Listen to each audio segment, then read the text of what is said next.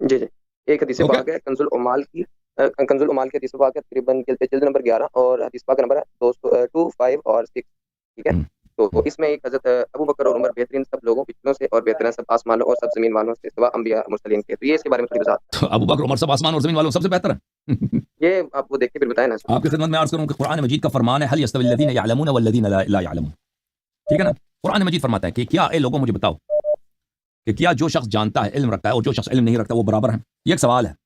آپ مجھے سوال کا جواب دے دو کہ جو جانتا ہے، جو عالم ہے اور جو جاہل ہے، یہ دونوں برابر ہیں؟ ہاں نہیں، بالکل نہیں، بالکل برابر نہیں ہے نا۔ ایک شخص جو جانتا ہے نہیں۔ وہ اس کا رتبہ بلند ہے، واضح ہے، قرآن اسی لیے سوال کر رہا ہے کیونکہ اس کا جواب انسان سے وہ اقرار لینا چاہتا ہے کہ اعتراف کرو تم کہ جو جانتا ہے وہ بہتر ہے اس شخص سے جو نہیں جانتا۔ یہ کتاب ہے مسلم ابن حجاج قشیری نیشابوری کی کتاب، بلے چاپ دار الفکر سنہ 2010 دار الفکر بیروت میں چھپی کتاب ہے، باب التیمم۔ یہاں پر اس حدیث کو ملاحظہ فرمائیے، حدیث نمبر 706۔ ایک شخص آیا، رجلا اتى عمر، ایک شخص عمر کے پاس آیا، قال انی اجنبت فلم اجد ماء، میں جنب ہو گیا ہوں، میرے پاس پانی نہیں تھا، کیا کرتا میں؟ قال لا تصلي، قال جب بھی پانی نہ ملے نا نماز نہ پڑھا کرو۔ تو فقال عمار اما تذكر اذ انا وانت في سريه فاجنبنا فلم نجد ماء فاما انت فلم تصلي واما انا فتمعكت في التراب وصليت، کیا تجھے یاد نہیں ہے کہ ایک دفعہ ہم دونوں ایک لشکر میں تھے، ہم دونوں جنوب ہو گئے تھے، تم نے اسی وقت بھی نماز نہیں پڑھی تھی، لیکن میں نے زمین پر مٹی پہ میں نے لوٹے ماری ہیں، میں نے اپنے آپ کو رول کیا مٹی پر اور میں نے نماز پڑھی تھی۔ جب ہم رسول پاک صلی اللہ علیہ وسلم کے پاس آئے، انہوں نے کہا تھا انما كان يكفيك ان تضرب بيديك الارض ثم تنفخ ثم تمسح بها وجهك وكفيك، اور رسول پاک صلی اللہ علیہ وسلم نے فرمایا تھا کہ تیرے لیے کافی تھا کہ تو زمین پہ تیمم کرتا، ہاتھ زمین پہ مارتا، چہرے پہ مارتا، کفوں پہ مارتا، دونوں ہتھیلیوں پہ مارتا، تو یہ کافی ہوتا تھا۔ اب آپ مجھے بتائیں کہ ایک شخص ہے، اسلام کا اتنا واضح حکم ہے کہ پانی نہ ملے تو تیمم کر لینا، پانی نہ ملے تو تیمم کر لینا، وہ قرآن کے نص کے خلاف فتویٰ دیتا ہے، کہتا ہے کہ تو نماز نہ پڑھ، اور رسول پاک صلی اللہ علیہ وسلم کی اسی سنن نسائی وغیرہ میں حدیث ہے، ملاحظہ فرمائیے، سنن نسائی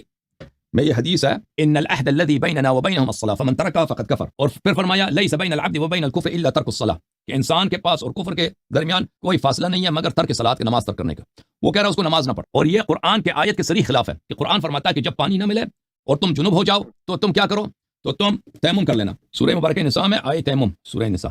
ملاحظہ فرمائیے آیت نمبر 43، اعوذ باللہ من الشیطان الرجیم یا ایھا الذین آمنوا لا تقربوا الصلاة وانتم سکارى، اس میں ہے وان کنتم مرضى او على سفر او جاء احدكم من الغائط، اگر تم مریض ہو یعنی پانی ٹچ کرنا تمہارے لیے مشکل ہے، پانی تمہارے لیے ضرر رکھتا ہے، او على سفر، یا تم سفر میں ہو پانی نہیں ملتا، او جاء احدكم من الغائط، تم نے پیشاب کیا ہے، تم نے پیشاب پخانہ کیا، او لامستم النساء، یا تم نے عورتوں کے ساتھ مجامعت کیا، تم نے عورتوں کے ساتھ مجامعت، جنوب ہو گئے، فلم تجدوا ماء، اور پانی نہ ملے، فتیمموا صعیدا طیبا فامسحوا برؤوسکم وایدیکم، تو تم تیمم کر لینا۔ بھائی ایک شخص کو اگر تیمم ہی نہیں آتا، تیمم اتنا جو ہر بنگالی کو آتا ہے، بنگال میں بھی جائے نا جو سب، ویسے بنگال اتنا پسماندہ علاقہ نہیں ہے نا، وہ آپ جائیں ایسے پسماندہ علاقوں میں، شمالی وہ آپ کے جو فیڈرل ایریا ہے پاکستان میں، جو قبائلی علاقے ہیں جہاں پہ بالکل لوگ جو ہیں وہ